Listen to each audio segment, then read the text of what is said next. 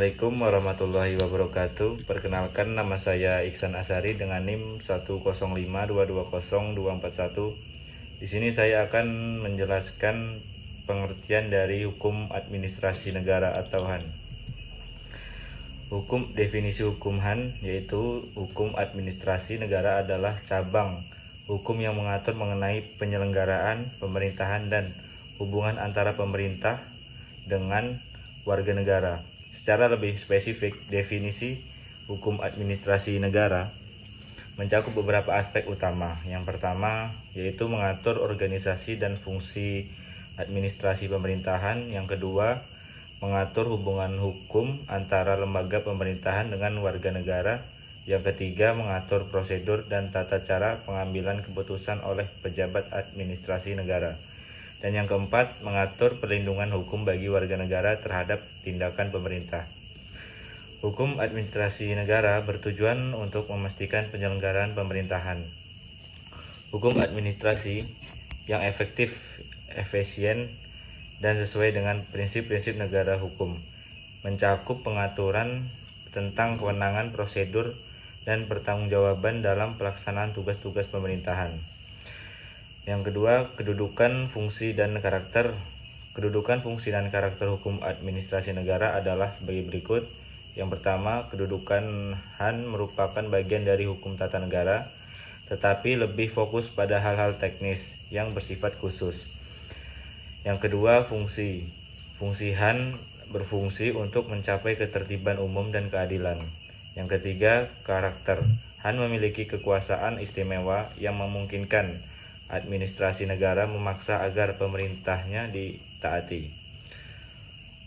Beberapa ciri-ciri HAN adalah: yang pertama, hubungan antara pemerintah dan warga negara. Yang kedua, regulasi administrasi. Yang ketiga, keadilan dan perlindungan HAN. Yang keempat, prinsip-prinsip legalitas. Yang kelima, sifat dinamis dan perubahan. Yang keenam, keterkaitan dengan hukum konstitusi. Yang ketujuh, tujuan efisien dan kepentingan umum. Menganalisis sumber hukum material dan sumber hukum formal, dan menganalisis penerapan hukum formal dan HAN. Sumber hukum material dan formal adalah dua jenis sumber hukum yang berbeda, yaitu: yang pertama, sumber hukum material. Sumber hukum yang berasal dari substansi hukum atau tempat dari mana norma hukum berasal. Sumber hukum material bisa berbentuk tertulis maupun norma hukum berasal. Sumber hukum material, faktor-faktor yang mempengaruhi pembentukan hukum seperti hukum hubungan sosial, situasi sosial ekonomi, dan termasuk dalam sumber hukum material. Pancasila juga termasuk sumber hukum material di Indonesia. Yang kedua, sumber hukum formal. Sumber hukum yang bersifat operasional dan berhubungan langsung dengan penerapan hukum. Sumber hukum formal adalah tempat formal dalam bentuk tertulis dari mana suatu keadilan hukum diambil. Contoh sumber hukum formal adalah undang-undang, jurisprudensi, traktat, kebiasaan, dan doktrin. Sumber hukum formal adalah bentuk atau wadah di mana hukum terwujud secara konkret dan memiliki kekuatan meningkat. Fungsi AAUPB dalam menjelaskan pemerintahan, pembagian, dan macam-macam AAUPB.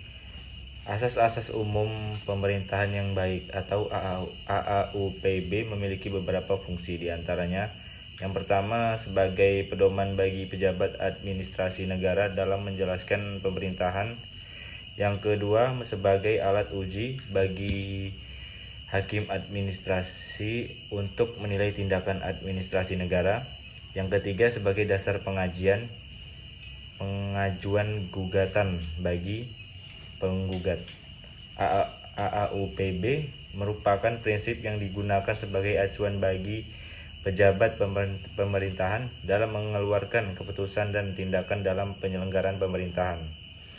Beberapa contoh asas-asas umum pemerintahan yang baik diantaranya: 1. Asas persamaan. Yang kedua, asas kepercayaan. Yang ketiga, asas kepastian hukum. Yang keempat, asas kecermatan.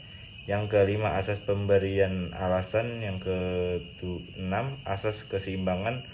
Yang ketujuh, asas bertindak cermat. Yang kedelapan, asas motivasi. Yang kesembilan, asas jangan mencampurkan kewenangan.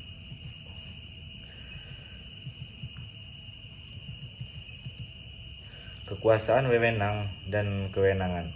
Konsep kekuasaan, wewenang, dan kewenangan dalam konteks hukum administrasi negara atau HAN. 1. Kekuasaan atau power. Definisi kekuasaan adalah kemampuan untuk mempengaruhi perilaku pihak lain sesuai dengan keinginan pemegang kekuasaan. Karakteristik: yang pertama, bersifat umum dan luas. Yang kedua, tidak selalu berkaitan dengan hukum. Yang ketiga, dapat bersumber dan berbagai hal atau misalnya karisma, keahlian, atau posisi. Contoh dalam konteks pemerintahan: yang pertama, kemampuan presiden untuk mempengaruhi kebijakan publik. Yang kedua, pengaruh seorang tokoh masyarakat dalam pengambilan keputusan komunitas. Analisisnya dibagi menjadi dua, yaitu yang pertama, kekuasaan dapat bersifat formal atau informal, dan yang kedua, penggunaan kekuasaan tanpa dasar hukum dapat mengaruhi pada kewenangan wewenang. Dan yang kedua, wewenang atau authority. Definisinya, wewenang adalah kekuasaan yang memiliki landasan hukum atau legitimasi. Karakteristiknya yaitu dibagi menjadi tiga. Yang pertama, bersifat spesifik dan terbatas. Yang kedua, selalu berkaitan dengan jabatan atau posisi tertentu. Dan yang ketiga, memiliki batasan yang jelas dalam peraturan perundang-undangan. Contoh dalam HAN dibagi menjadi dua, yaitu yang pertama, wewenang materi untuk mengeluarkan peraturan menteri. Yang kedua, wewenang kepala daerah untuk mengesahkan peraturan daerah. Dan analisisnya dibagi menjadi dua, yaitu yang pertama, wewenang memberikan legitimasi pada tindakan pemerintah. Dan yang kedua, penggunaan wewenang harus sesuai dengan tujuan pemberiannya atau asas spesialisasi. Yang ketiga, kewenangan atau kompetensi. Definisinya, kewenangan adalah kekuasaan formal yang berasal dari ketentuan peraturan perundang-undangan. Dan karakteristiknya, yang pertama, merupakan gabungan dari hak dan kewajiban. Yang kedua, bersifat atributif atau langsung dari UU atau langsung dari undang-undang, atau delegatif atau pelimpahan. Yang ketiga, mencakup serangkaian wewenang dalam suatu bidang tertentu. Contoh dalam HAN-nya dibagi menjadi dua, kewenangan pemerintah daerah dalam mengelola sumber daya alam di wilayahnya. Yang kedua, kewenangan KPK dalam melakukan penyidikan dan penuntutan kasus korupsi.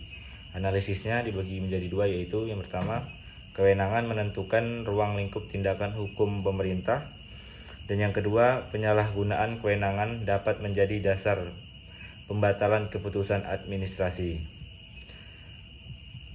Dan di sini kesimpulannya, pemahaman yang jelas tentang kekuasaan wewenang dan kewenangan sangat penting dalam HAN. Konsep-konsep ini membentuk kerangka hukum untuk tindakan pemerintah dan menjamin legalitas dan legitimasi, serta menjadi dasar untuk akuntabilitas. Penerapan yang tepat dari konsep-konsep ini berkontribusi pada tujuannya tata kelola pemerintahan yang baik dan perlindungan hak-hak warga negara.